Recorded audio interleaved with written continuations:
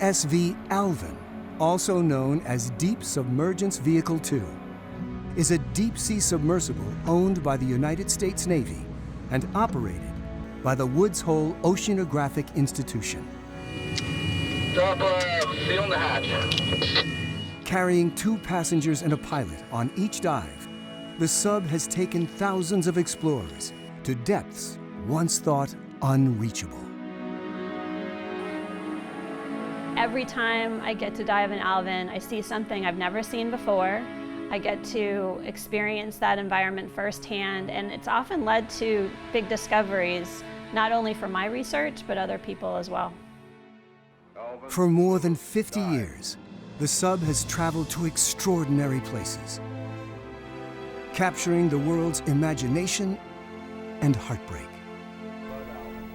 In 1986, it dove on the Titanic, deploying the remotely operated vehicle Jason Jr. and returning with striking imagery of the site.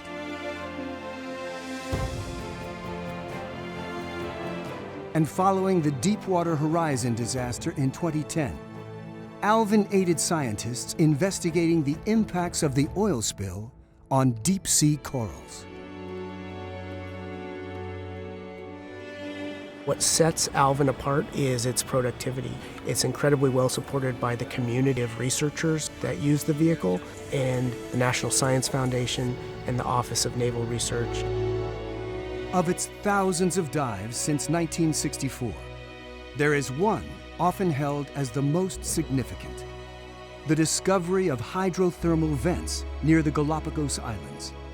These alien-like deep-sea communities, where life thrives without the light of the sun, were unknown to humankind before Alvin visited them. The discovery of vents changed the way we think about life, and Alvin was really the workhorse that did all that work in 1977. If you look at it on a map, it just looks like a big blue expanse, but down on the bottom, it's a different planet. Now, Alvin is poised to continue its revolutionary scientific work. With a new set of upgrades and deeper depth rating, the possibilities are endless.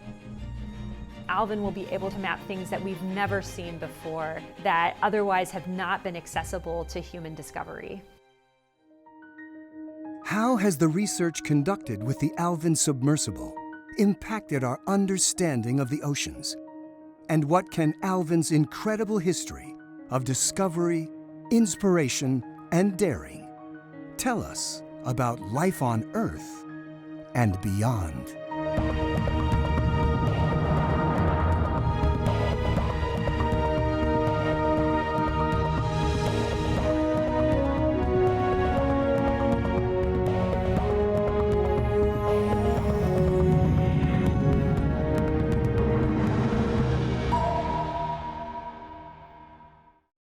Major funding for this program was provided by the Batchelor Foundation, encouraging people to preserve and protect America's underwater resources.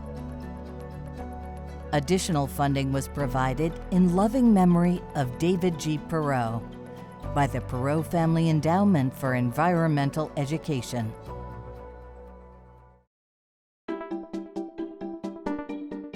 At the National Deep Submergence Facility at the Woods Hole Oceanographic Institution, or WHOI for short, a team of engineers is working on improvements to the human-occupied vehicle, Alvin.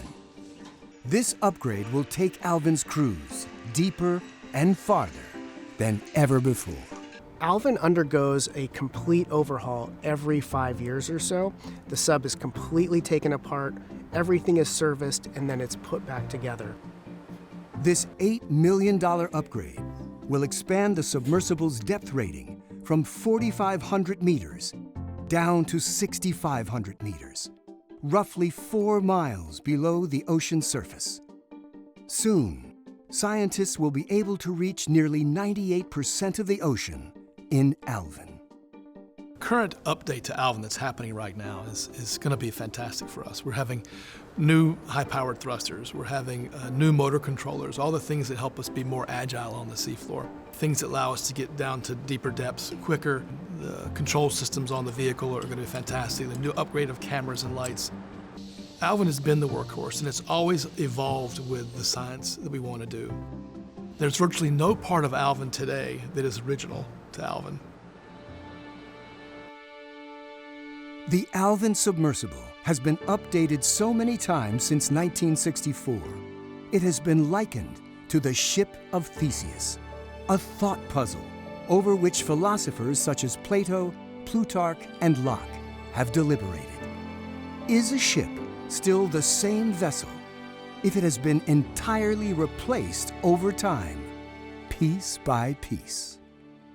It's a story of a ship that perpetually exists, but all the bits and pieces have been replaced over time. We always get this question, what's the oldest part of the submarine? And it has evolved over the years, right? Alvin is not the Alvin that it was in the 60s by any stretch. And it's not the same sub that was in the 80s. When we come out of this overhaul, it's likely to be no later than about 2012. So it's same, but different, right? The technology that's been brought on board the sub has enabled it to last easily another 50 years. So it's a platform that I really hope sticks around and enables things that we can't even think of right now. More than 3,000 people have explored the ocean floor in Alvin on over 5,000 dives around the world. I have used Alvin for a number of my deep sea studies, working in the Atlantic and the Gulf of Mexico and the Pacific Ocean. I've had really incredible success using Alvin to conduct very complicated science in extreme deep sea environments. And we use Alvin to explore, but also do really systematic ecosystem-based science in these different places. Researchers from disciplines across the sciences have used Alvin to study the ocean's depths, from biologists and chemists to geologists and volcanologists like Patricia Gregg, who studies volcanoes on Earth and other planets. Over the past few years, we've been looking at a series of volcanoes in the equatorial Pacific. And one of the things that we were very interested in with this chain of seamounts was whether or not they could be potential oases for marine life moving up and down mid-ocean ridge axes. So is this something that could allow biology to make its way along the seafloor? So understanding these volcanoes and their eruption history could give us a lot of information for how life has evolved and moved in our water columns. Tomorrow morning it starts. My first Alvin dive. Very excited, a little nervous, just a little nervous. Okay, a lot nervous. One of the things that I did on my first dives was I videoed myself. Just waiting to go. Diving in Alvin for the first time is often a transformative experience, especially for early career scientists, sometimes changing the course of their studies. Dive 2683, December 13th, 1993. You never forget your first dive. I was blown away, and this is what I was going to do for the rest of my life. I was so excited about diving in Alvin for the first time, so I think I woke up not really having slept and being incredibly thrilled to have the opportunity to go inside.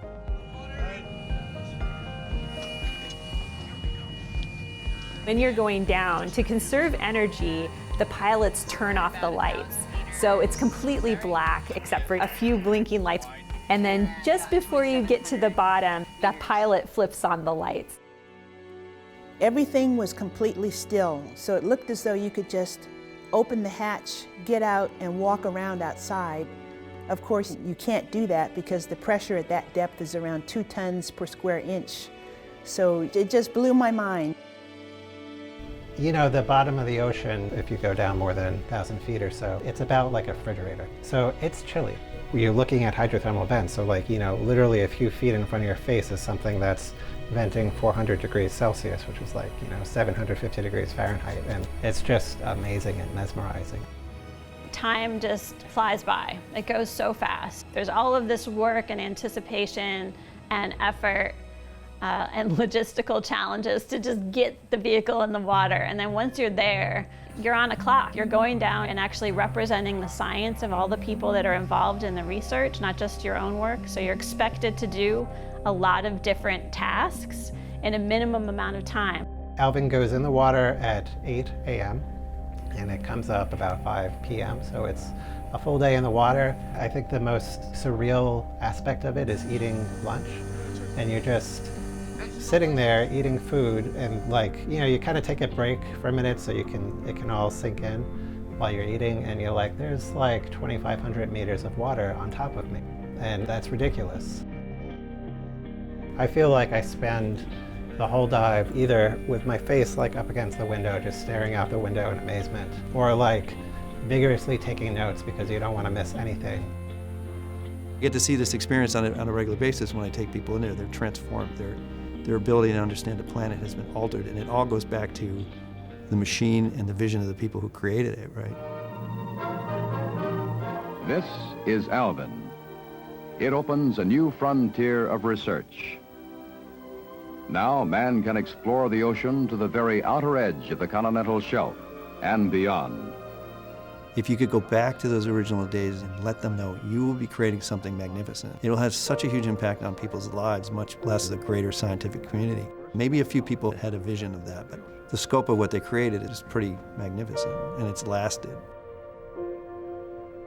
Not long after Swiss scientist Auguste Piccard launched the first deep submergence vehicle in 1953, the bathyscaphe Trieste, Woods Hole scientist Alan Vine proposed the United States develop its own. I had been one of those people who felt the submersible had a future. It seemed logical that rather than building another general-purpose research ship, it would make more sense to build some special-purpose ships that could go down to the bottom and look with the eyeball, so we could look over a terrain that was otherwise not accessible. And in actuality, the geologist has long been associated with the burro or the mule, and we wanted some kind of a mule that would dive. By 1962, Hui had partnered with the Office of Naval Research and the Aeronautical Research Division at General Mills to build the world's second deep submergence vehicle. The new submersible, capable of diving to 6,000 feet, was originally nicknamed SeaPup, but the newly formed Hui Deep Submergence Group instead began calling it Alvin, after Alan Vine, who had championed its creation. They probably didn't realize at the time that in calling it Alvin, they gave it life. If you ask me, it's a living thing. It has a personality, there's no doubt in my mind. So certainly people think of Alvin as a machine, but they really do think of it, I think, we all do, as having an existence that's beyond just this thing that's parked there on deck. Alvin was commissioned on June 5, 1964, and its first pilot took it on a test dive in Woods Hole Harbor 3 weeks later. The team then completed 77 tethered dives to maximum depths of 70 feet, and by August 4th, they took Alvin on its first free, non-tethered dive to 35 feet. A year later, a craftsman from Cape Cod took 2 old Navy pontoons and made a tender for it. Alvin had to have a ship, and that mothership was named Lulu, and that was after Alvin's mother, who was named Lulu. In March of 1965, Lulu and Alvin set sail on their first voyage to Andros Island in the Bahamas. Lulu Alvin, passing 5800 feet, approaching the bottom. I will call you back. The next year, the U.S. Navy called upon Alvin to find and recover a hydrogen bomb off the coast of Spain that fell into the Mediterranean Sea following a mid-air collision. Alvin located the missing munition near Palomares in 2,500 feet of water. It wasn't until the early 1970s, just a few years after astronauts landed on the moon, that Alvin was used for science. As Alvin was being born, so was plate tectonic theory. And that theory is that oceanic plates pull apart. interior heated magma comes up and spews out onto the seafloor. It freezes quickly onto the seafloor. When it does that, it contracts, it cracks. That enables an egress for hydrothermal vent water to come through. And so the idea that scientists had, including Bob Ballard and others, was that there should be heat coming out of the Earth's crust. French and American geologists, including Dr. Robert Ballard, began developing a multi-submersible expedition to explore the mid-Atlantic ridge. This French-American mid-ocean undersea study, or Project Famous, would lay the groundwork for what would become one of Alvin's greatest discoveries.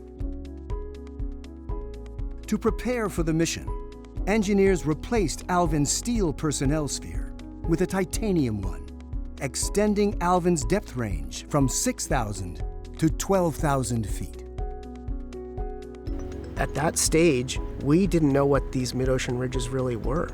We knew that the continents drifted apart. We knew there was this mountain range in the middle, but what happened there, we didn't really know until we were able to get down there and validate the hypotheses that people had come up with. The 1974 Famous expedition collected 100,000 photos and 3,000 pounds of rock samples. Alvin made 17 dives and spent more than 80 hours on the seafloor. They discovered vast fields of seafloor lava, but found no evidence of active heat vents. 3 years later, forming a new expedition, they sailed instead for the Galapagos Rift, where they hoped to more easily measure the heat in the sediment. The Galapagos Hydrothermal Expedition launched in February of 1977, using Alvin and a towed vehicle named Angus. You tow it behind the ship, and it has a camera system on it, and it has sensors to detect temperature. And so they would lower this over the seafloor and drive it around. They would take 3,000 images at a time. They'd bring that vehicle up. They would develop the film on board the ship and look at the roll of film. They saw nothing but lava for thousands of images, and then they had 13 that showed these massive clams that looked to be alive. And then after that 13 images, it went back to lava again. And so they dove Alvin, dived 713, and they found one of the greatest discoveries, I think, in the history of deep ocean or marine science. They found superheated water coming out of the seafloor, which they were looking for, but they didn't expect to find the mass amount of animal life that's there.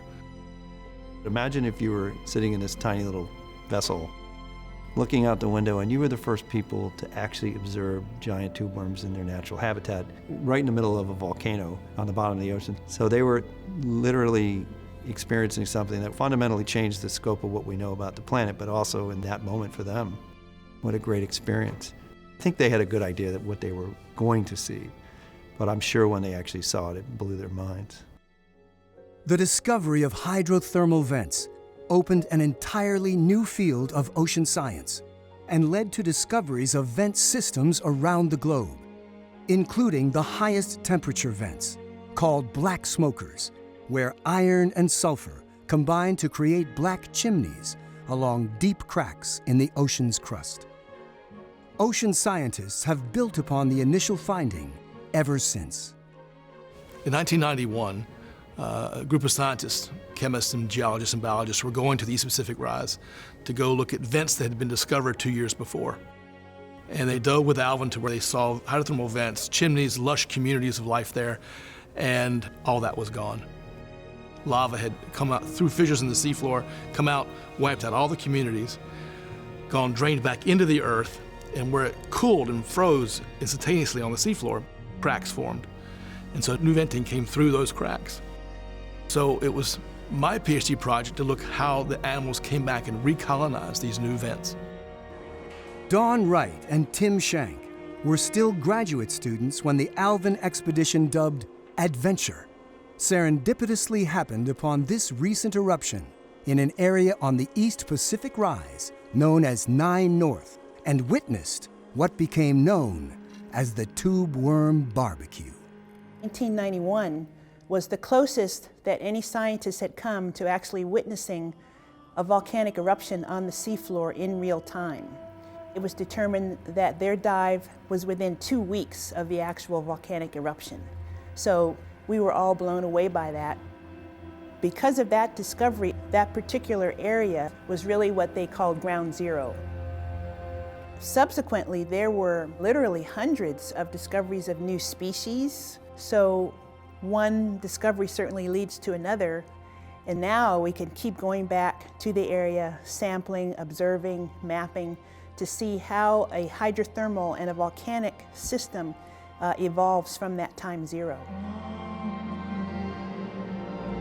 The work to understand these otherworldly ecosystems continues today as scientists use Alvin to explore and build upon the initial hydrothermal vent discovery nearly 45 years ago. Most of the work that I do and like all of my colleagues is because of that one discovery. That was in 1977, which is the year that I was born, and that I get to use that same tool, even though it's been changed a lot, but it's still Alvin and it's still the same vehicle, 40 years later. It's really cool, and you feel like you're a part of the whole big story. Researcher Jason Sylvan teamed up with colleagues in 2019 on a series of Alvin dives, exploring how microbial communities near hydrothermal vents change over time, specifically when these vents stop venting. Populations you see on active vents look very different from those on inactive vents, but when you collect a vent that's already dead, you don't know how long it's been dead. And so this experiment involved going to the seafloor, collecting a lot of samples from those vents and putting them into these chambers that we then left on the seafloor for periods of a week and a year so that we knew exactly how long it had been since the venting stopped. And then we bring it back to the lab and we extract all of the DNA from kind of all of the microbes that are living on that rock. Jason's team then sends this community DNA out to a sequencing facility for analysis. That tells us not only what microbes are present, so basically the identities of the microbes, how abundant they are, is it Jack and Jane or Jill and Mike or all of them? And so you could really put together the whole story of what a community is doing. In addition to ongoing research like Jason's, the most exciting discoveries and significant findings may yet be ahead with Alvin's latest upgrades. There are environments that we're going to be able to go to that we didn't have access to in the past. For example, there's a new type of volcanism that's been discovered in the oceans called petite spots. These are places in the deep ocean where an oceanic plate dives underneath another one. There are these little structures that pop up that look like small seamounts. They're almost completely unexplored, but now Alvin's going to open up this new door for us to be able to get to these places. We're going to figure out background standard data for what places look like now, because we know the deep ocean is changing. We see climate change having a big impact. There's so many questions we have and so many issues that we have. Alvin's going to be a primary tool to meet those challenges. The plan is for Atlantis, the mothership, to complete its midlife refit and refresh in July of 2021, and we'll see it come back into service with the certification dives, follow that with some science verification where the community will use the sub, test out its new systems, and then we'll go right into the routine science operations that the sub does. With Alvin now poised to continue its track record of groundbreaking research, many who have been touched by its scientific discoveries point to an even bigger revelation. Alvin has brought together geologists, geochemists, microbiologists, macrofaunal biologists, virologists. So many ologists have come together because of Alvin, wanting to use Alvin together, understanding the system. And so the mothership Atlantis becomes a microcosm of the scientific community. This is astounding. This vehicle has done this over time for us and developed relationships and collaborations that led to even greater discoveries. And so I always give Alvin credit for not just discovering vents, but taking the human ideas of science and bringing them together with other people and pushing science forward, really accelerating the pace of discovery. We are very fortunate to be able to have these experiences. We really want others to have that opportunity. This is a tool for the entire research community. Anyone with a good question should be able to get into Alvin and try and answer it.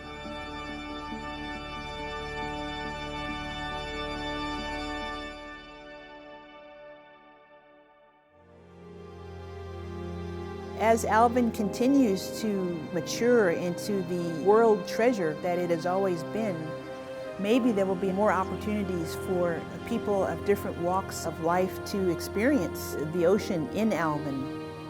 It's a small community, but it's a growing community, and I'm really looking forward to having other people have that experience with diving in Alvin.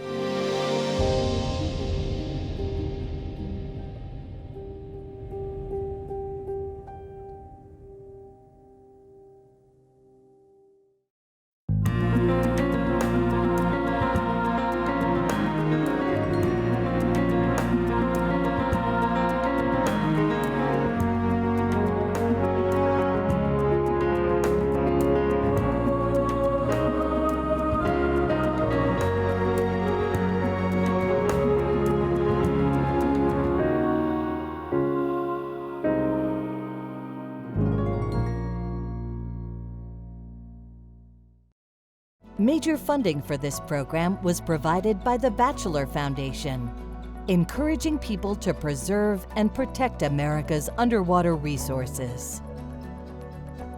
Additional funding was provided in loving memory of David G. Perot by the Perot Family Endowment for Environmental Education.